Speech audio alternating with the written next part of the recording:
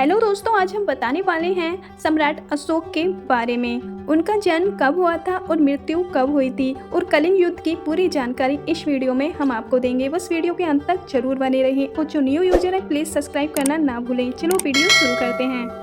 जब सम्राट अशोक का जन्म हुआ था तो उसने अपनी माता सुभद्रांगी को बहुत कम कष्ट दिया था, जिससे माता सुभद्रांगी ने उसका नाम अशोक रखा था। अशोक की त्वचा व दिखावट भद्दी थी, जिसके कारण पिता बिंदुसार ने उसे कभी पसंद नहीं किया।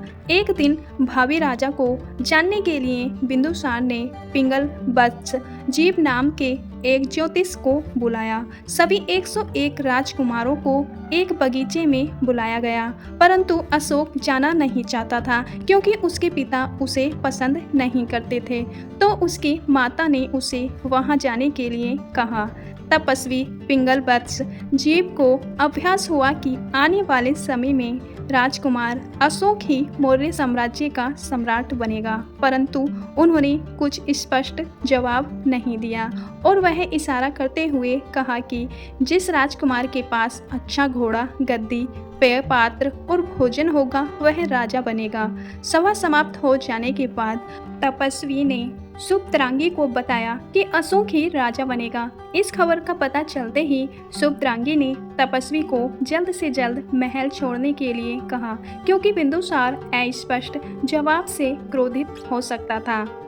प्राचीन काल में एक वंश बहुत ही लोकप्रिय हुआ, जिसके बारे में आज भी सभी लोग पढ़ते हैं। उस वंश में एक से एक पढ़कर शूरवीर, शक्तिशाली, विश्व प्रसिद्ध राजा हुए थे। उसी वंश में एक राजा सम्राट अशोक भी हुए, जिन्हें लोग उनके कार्यों और अखंड भारत पर शासन के लिए जाना जाता है। अशोक मौर्य वंश के तीसरे शासक थे। कहा जाता है कि अशोक एक धार्मिक, सहिष्णुता और बौद्ध धर्म के सबसे बड़े अनुयायी भी थे। चक्रवर्ती सम्राट अशोक को मौर्य वंश के सभी राज्यों में से महान माना जाता है। सम्राट अशोक की महानता के पीछे इनके द्वारा देश और समाज के लिए किए गए कार्य और भारत के सबसे विशाल साम्राज्य का सफलतापूर्वक शासन करना रहा है। अशोक को चक्रवर्ती सम्राट अशोक भी कहा जाता है, जिसका अर्थ होता है सम्राटों का सम्राट, और यह उपाधि सम्राट अशोक को दिया गया था। अशोक के अलावा यह उपाधि भारत के अन्य किसी भी शासक को नहीं दिया गया। यह उपाधि ही अशोक की महानता को देखने के लिए काफी है। सम्राट अशोक को उनके अद्भुत साहस, पराक्रम, निडरता और निर्भीकता की वजह से अशोक महान के नाम से पुकारा जाता था। इसके अलावा उन्हें प्रियदर्शी एवं देवान प्रिय आदि नामों से भी संबोधित किया जाता था। सम्राट अशोक एक ऐसे शासक थे जिन्होंने अपने शासनकाल में अपनी कुशल कूटनीति का इस्तेमाल कर मौर्य साम्राज्य का विस्तार किया था। अशोक के शासनकाल में मौर्य वंश की सीमा पूर्व में बांग्लादेश एवं पाटलिपुत्र से लेकर पश्चिम में ईरान और बलूचिस्तान था। इतना ही नहीं, मौर्य साम्राज्य का शासन भारत में हिंदू कुश एवं तक्षशिला से लेकर दक्षिण में गोदावरी नदी एवं मैसूर तक फैला था। इन सभी जगहों को आज के वर्तमान समय से तुलना किया जाए तो यह पूरे भारत, नेपाल, अफगानिस्तान, बांग्लादेश, पाकिस्तान और भूटान सभी देशों पर मौर्य राजवंश का शासन था, जिसे अखंड भारत के रूप में जाना जाता था। कलिंग पर अपनी विजय के बाद उन्होंने जब उनकी और उनकी सेना द्वारा नरसंहार देखा तो अपना सर पकड़ लिया कि क्योंकि उनकी एक जीत ने कितने मासूम लोगों के घर परिवार तबाह कर दिए थे। यह नज़ारा देखने के बाद सम्राट अशोक ने जीवन भर के लिए हिंसा को त्याग कर बौद्ध धर्म को अपना लिया। हमेशा के लिए युद्ध को त्याग दिया था और भारत में बौद्ध धर्म का प्रचार करने में लोगों की मदद की। सम्राट अशोक बौद्ध धर्म से अत्यधिक प्रभावित थे, क्योंकि बौद्ध धर्म के विचारों और लोगों तक पहुंचाने के लिए काफ़ी प्रयास किए। इसके अलावा उन्होंने बौद्ध धर्म का पूरी दुनिया में जमकर प्रचार प्रसार भी किया था, क्योंकि उनकी ख्याति बौद्ध धर्म के प्रचारक के रूप में भी फैल गई थी। यही नहीं, उन्होंने नेपाल में महात्मा बुद्ध के जन्म स्थल लुम्बिनी में स्मारक के रूप में अशोक स्तंभ का निर्माण भी करवाया था। वहीं सम्राट अशोक को महान अशोक बनाने में आचार्य चाणक्य ने प्रमुख भूमिका निभाई है। तो चलिए जान लेते हैं सम्राट अशोक का इतिहास के बारे में। और वो भी विस्तार से। बस वीडियो के लास्ट तक जरूर बने रहें। इतिहास के सबसे शक्तिशाली और ताकतवर योद्धाओं में से एक सम्राट अशोक 304 ईसा पूर्व में मौर्य साम्राज्य के संस्थापक चंद्रगुप्त मौर्य के पोते के रूप में बिहार के पाटलिपुत्र में जन्मे थे। हालांकि इनके जन्म की तारीख के बारे में कोई पुख्ता परिणाम नहीं है। सम्राट अशोक मौर्य साम्राज्य के दूसरे शासक बिंदुसार और माता सुभद्रांगी के पुत्र थे। अशोक के पिता की लंका की परंपरा के मुताबिक करीब 16 पटरानियां और 101 पुत्र थे। वहीं उनके 100 पुत्रों में से केवल अशोक, तिष्य और सुसीम का ही उल्लेख इतिहास के पन्नों में मिलता है। अशोक को मौर्य वंश के सबसे शक्तिशाली के रूप में भी जाना जाता है। वे मौर्य वंश के तीसरे शासक और चंद्रगुप्त मौर्य के पौत्र थे। अशोक अपने बचपन से ही बहुत प्रखर बुद्धि और युद्ध कला में निपुण था। यही कारण था कि अशोक ने अखंड भारत पर अपना साम्राज्य स्थापित किया था। अशोक एक महान शासक के साथ साथ एक ज्ञानी व्यक्ति भी थे। अशोक को अर्थशास्त्र, गणित, सैन्य योजना आदि चीजों का अधिक ज्ञान था। उन्होंने शिक्षा के प्रचार प्रसार के कई कॉलेज और स्कूल का निर्माण करवाया था, जिससे लोगों को भी इनके बारे में जानकारी मिली है। वे मौर्य साम्राज्य का तीसरा निडर और निर्भीक राजा माना जाते थे। वहीं ऐसा माना जाता है कि सम्राट अशोक को एक कुशल और महान सम्राट बनने में आचार्य चाणक्य का बहुत बड़ा योगदान रहा है। आचार्य चाणक्य ने उनके अंदर एक महान शासक के सारे गुण विकसित किए थे। अशोक की माता क्षत्रिय कुल की नहीं थी, जिसके कारण धर्मा को ज्यादातर राज परिवार में विशेष दर्जा नहीं, जिसका असर अशोक के जीवन पर भी दिखता था और उन्हें भी आरंभिक जीवन में कोई विशेष अधिकार नहीं था। परंतु अशोक ने कुछ ही समय में अपने बुद्धि और विवेक के चलते एक बहुत ही अहम मुकाम को पा लिया था, जिसके चलते उन्हें लोग पसंद करने लगे थे। सम्राट अशोक ने 5 विवाह किए थे। सम्राट अशोक की 5 पत्नियों के नाम महादेवी, तिच्छर, शिक्षा देवी, करुड़बाकी, पद्मावती थी। अशोक की अंतिम पत्नी कौरविकी थी, जिससे अशोक ने प्रेम विवाह रचाया था। इसके अलावा अशोक ने विदिशा, महादेवी, शक्या कुमारी से शादी की थी। एक बार जब सम्राट अशोक इलाज करवाने उज्जैन गए थे, उस वक्त अशोक की मुलाकात विदिशा की राजकुमारी महादेवी से हुई थी। बाद में अशोक ने महादेवी शक्या कुमारी विवाह कर लिया था। रानी अंशधिमित्रा महान सम्राट अशोक की सबसे प्रिय रानी थी। वह अंशधिमित्रा से बहुत प्रभावित हुआ और उसको 7 दिन के लिए शासन संभालने को भी कहा, परंतु अंशधिमित्रा ने इनकार कर दिया। उसने अपने अन्य 16,000 महिलाओं में हमेशा ही रानी अंशधिमित्रा को सबसे ऊपर रखा। अंशधिमित्रा ने ही उसे 84,000 सपूत और विहार बनाने के लिए उत्साहित किया था। अशोक के राजा बनने के बाद से ही अंशधिमित्रा ही मौर्य साम्राज्य की महारानी थी। जब अंशधिमित्रा की मृत्यु हुई तो अशोक ने तिष्यक्षिता को महारानी बनाया। चलो जान लेते हैं सम्राट अशोक की संतान के बारे में। सम्राट अशोक के पुत्र का नाम महेंद्र, कुणाल और तिबल था, जबकि पुत्री का नाम संघमित्रा और चारुमती था।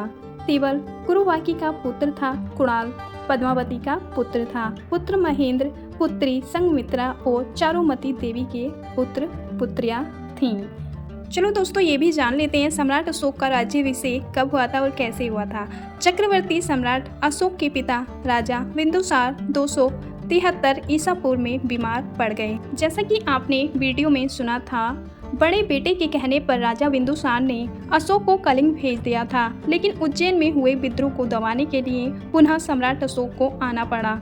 जब इसके पिता बीमार पड़े तब चक्रवर्ती सम्राट अशोक उज्जैन में गवर्नर के रूप में काम कर रहा था। सुसीम बिंदुसार का सबसे प्रिय और ज्येष्ठ पुत्र था, जिसने प्रधानमंत्री का भारी सभा में सिर पर थप्पड़ मारकर अपमान किया था। इस रूखे व्यवहार से प्रधानमंत्री ने सुसीम को एक अयोग्य राजा मान लिया था और अशोक को राजा बनाने के लिए उन्होंने 500 मंत्रियों का एक समूह बनाया। जब अशोक उज्जैन का वायसराय था तब एक बार फिर तक्षशिला में विद्रोह पनप उठा था, जिसे दबाने के लिए बिंदुसार ने ना चाहते हुए अपने प्रिय पुत्र सुसीम को भेजा। उसके जाने के बाद बिंदुसार का स्वास्थ्य कमजोर हो गया। इसी समय अशोक उज्जैन से पाटलिपुत्र आ गया था। बिंदुसार सुसीम को राजा बनाना चाहता था, तो अपनी स्थिति को देखते हुए उसने अशोक को तक्षशिला जाने और सुसीम को वापस बुलाने के लिए कहा। मंत्रियों ने बताया कि अशोक भी बीमार पड़ गया था, तो वह तक्षशिला नहीं जा पाया। सुसीम की अनुपस्थिति में मंत्रियों ने अशोक को सम्राट बनाने का प्रस्ताव रखा, परंतु बिंदुसार ने मना कर दिया।